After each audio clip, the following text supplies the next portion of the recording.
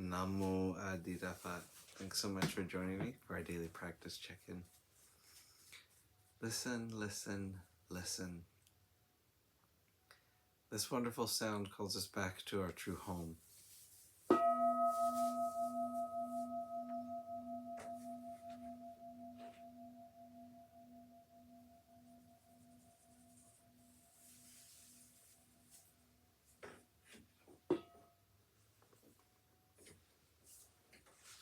The second mindfulness training.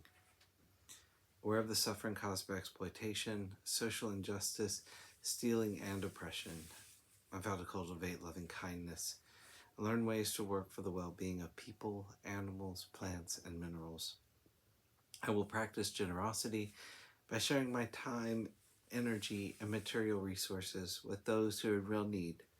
I'm determined not to steal and not to possess anything that should belong to others.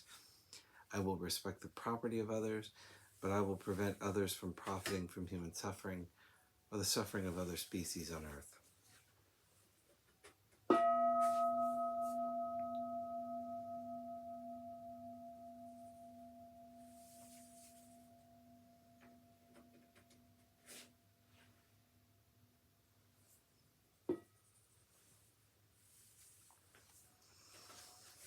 For our Dharma lesson, we've been reading Everything We Do Matters by the Venerable Wuling.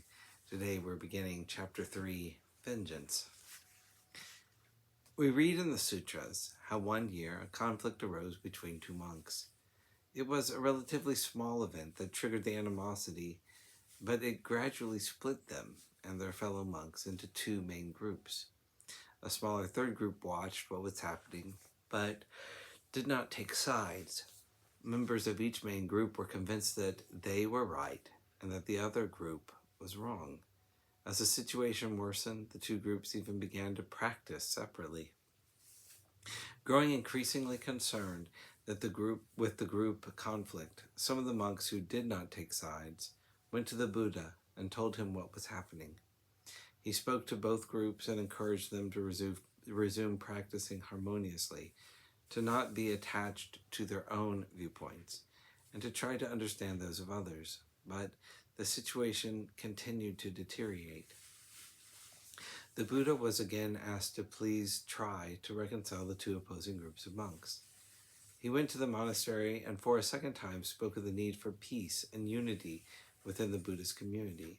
One monk stood up and requested the Buddha to please return to his meditation, saying that they would resolve the situation themselves.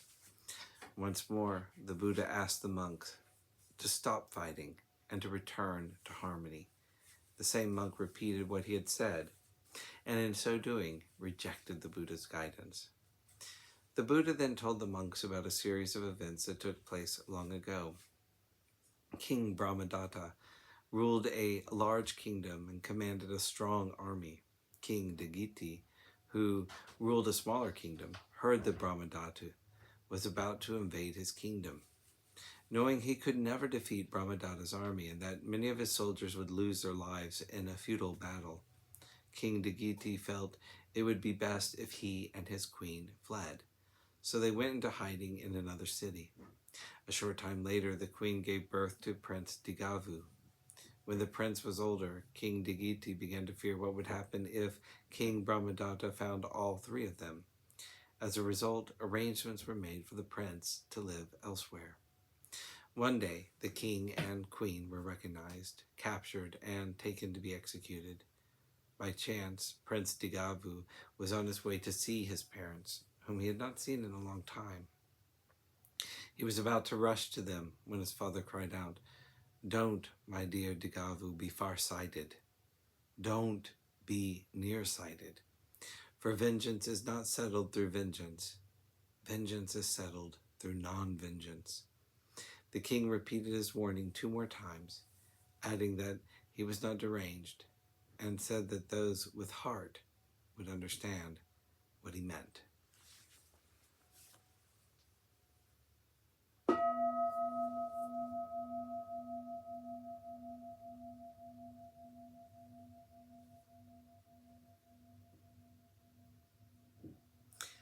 May all beings be well.